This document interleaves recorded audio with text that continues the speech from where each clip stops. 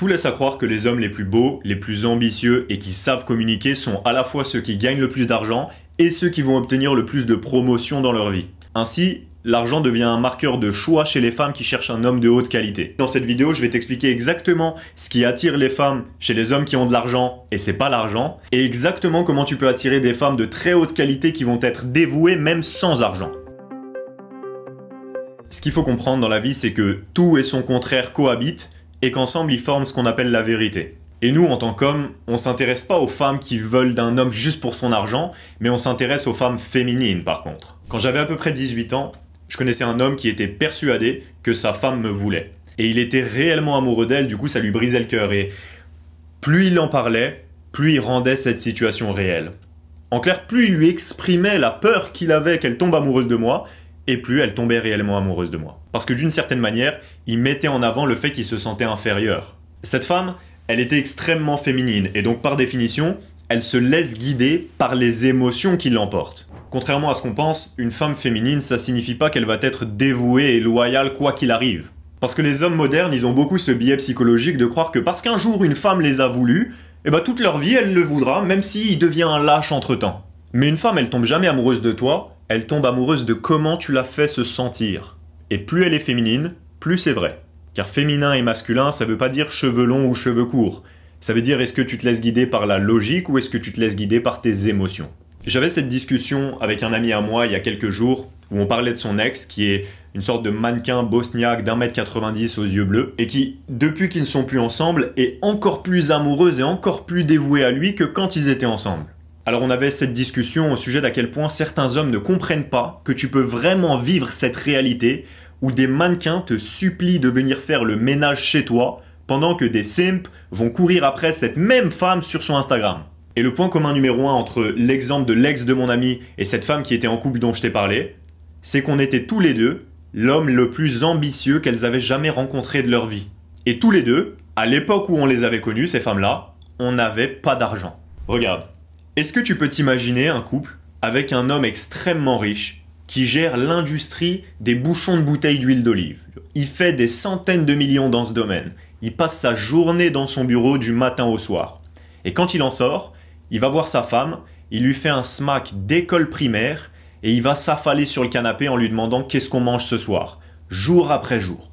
Est-ce que dans cette situation, tu peux t'imaginer que la femme, elle va le tromper même avec le jardinier? Évidemment. Pourtant, dans le cas que je viens de te citer, le jardinier, il n'a pas d'argent. Et le gars, il gère un empire. Et on pourrait se dire que pour gérer un tel empire, il faut être un homme ambitieux. Mais en fait, c'est ni une question d'argent, ni une question d'ambition. C'est le mouvement provoqué par l'intensité d'une émotion.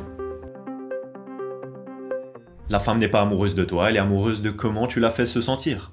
Et l'ambition, c'est l'une des caractéristiques préférées de la femme féminine parce qu'elle laisse un potentiel de situation émotionnelle énorme. Simplement parce qu'elle ne sait pas ce qui peut se passer avec un homme ambitieux. On ne peut jamais prévoir. Parce qu'un homme ambitieux, si on lui ferme la porte, il passe par la fenêtre. Et quand une femme est émotionnelle, et qu'elle a cette sensation de se laisser guider par un homme qui coupe les branches devant lui comme s'il était dans la jungle, et ben c'est ce qui lui permet de pleinement s'épanouir dans sa fémininité. Ce qui pour elle signifie se concentrer sur son épanouissement ou l'épanouissement des gens autour d'elle. Alors la femme moderne qui mérite ça, elle est très très rare, ça on est d'accord. Mais être le genre d'homme qui mérite ça, ça reste le meilleur moyen d'avoir cette femme si tu la croises. Et si tu la croises pas, et ben au pire, tu auras simplement obtenu tout ce que tu désires dans la vie.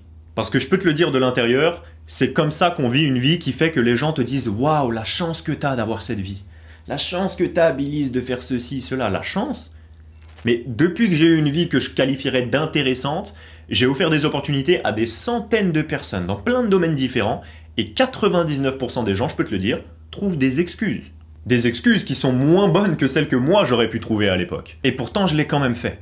Parce qu'on vit pas selon les conditions quand on est un homme ambitieux. On bouscule ce qu'il y a devant nous pour créer une réalité proportionnelle à ce qu'on a envie d'en obtenir. Alors donne-moi une seule bonne raison pour une femme de ne pas rechercher ça chez un homme. J'ai un ami dont la femme est docteur à Stanford, elle est brillante, jeune, féminine, etc. Est-ce que tu crois que les hommes qui méritent ce genre de femme, ça court les rues?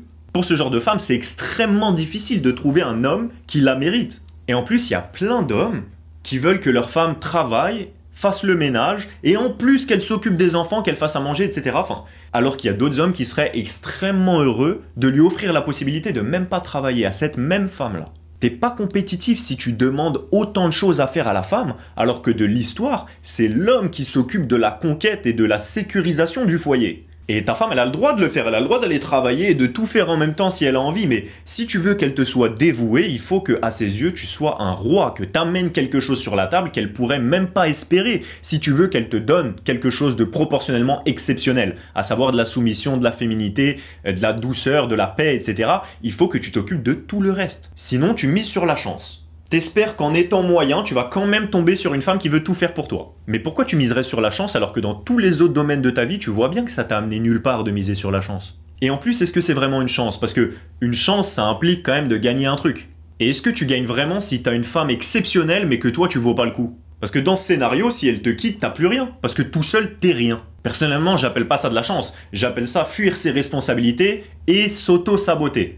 Et là, boum! T'es déjà passé dans le top 1% des hommes sans rien faire, simplement en modifiant tes perceptions et tes attentes. Si tu considères que ton rôle c'est de protéger et servir et de tout faire pour que ta femme puisse s'épanouir en vivant une aventure à tes côtés, tu viens déjà de devenir une bien meilleure option pour elle et t'auras les meilleures relations possibles. Même si on parle de femmes avec qui tu vas pas te marier, si tu pars du principe que tu cherches à t'amuser, à faire en sorte qu'elles s'épanouissent le plus possible et à faire en sorte que vous puissiez rire quand vous êtes ensemble, mais tout le reste du temps t'es concentré et focus sur ta mission de vie, en plus d'obtenir son amour, tu vas obtenir son respect. Et imagine-toi du point de vue d'une femme, ça reste quand même difficile d'accorder son respect aux hommes quand tu vois que tous les jours elle reçoit des DM de gens qui proposent de la payer pour des photos de ses pieds. Donc elle ne le donne pas à n'importe qui ce respect. C'est te dire à quel point une femme elle a tellement besoin d'énergie masculine pour se sentir bien, c'est que quand il n'y en a pas dans la pièce, quand l'homme devant elle agit de manière féminine, c'est elle qui prend la place de l'homme. C'est te dire à quel point elle a besoin de ressentir une énergie masculine. Elle devient même cette énergie quand elle lui manque. Et même dans la vision sociale, la principale raison pour laquelle la femme est moins payée que l'homme, c'est une raison comportementale. Elles osent pas demander des augmentations, elles lèvent pas la voix quand quelque chose ne leur va pas, elles sont moins force de proposition et elles font moins d'efforts et moins de concessions sur leur travail, que des caractéristiques liées à l'ambition. Et selon moi, c'est logique puisque c'est juste pas là qu'est leur place, c'est pas là qu'est leur épanouissement, pas dans cette émotion-là masculine. C'est comme dire que les hommes, ils sont moins consciencieux, ils font moins attention aux détails, ils savent moins bien s'occuper des enfants, bah oui, ça y a pas de souci, on peut le dire. Mais on dirait que les caractéristiques masculines, elles sont placées au-dessus pour les femmes. Et donc les féministes, elles veulent ces caractéristiques masculines, alors que nous, on s'en fout de dire que oui, on fait moins attention, oui, on a moins de concentration sur les détails, on est moins concentré sur des discussions qui nous semblent futiles, et on sait moins bien s'occuper des enfants. Mais c'est normal, on est des hommes. Les caractéristiques masculines, elles sont pas mieux ou moins bien. Elles sont mieux, oui, si t'es un homme. Mais toutes les études montrent que les femmes les plus carriéristes sont les femmes les plus déprimées. Et d'ailleurs, tu peux simplement le voir sur leur visage et à leur attitude. Ces femmes-là, en général, elles ne brillent pas. Et sur le long terme, quand ça leur demande de forcer et de force de pouvoir et d'imposer son point de vue, bah, elles n'ont pas l'air très épanouies. Et la raison pour laquelle ces femmes-là, elles se masculinisent, c'est parce qu'elles prennent la responsabilité de l'émotion qui manque au monde. Et l'émotion qui manque au monde à l'heure actuelle, c'est la masculinité. Je veux dire, nos ancêtres, à 16 ans, ils voulaient aller faire la guerre. Et toi, t'as 30 ans et tu veux même pas aller à la salle de sport. Ou tu veux même pas faire en sorte de dévouer pour ramener l'argent à ta famille. En réalité, c'est très simple.